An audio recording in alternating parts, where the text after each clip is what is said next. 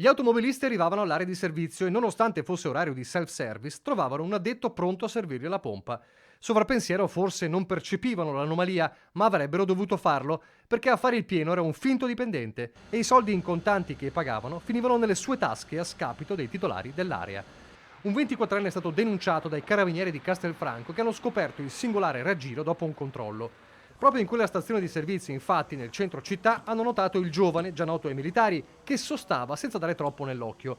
Durante la perquisizione lo hanno trovato in possesso di una carta carburante sospetta e gli accertamenti hanno permesso di capire che era stata rubata un mese fa dall'auto di un impiegato di Castelfranco che aveva sporto denuncia.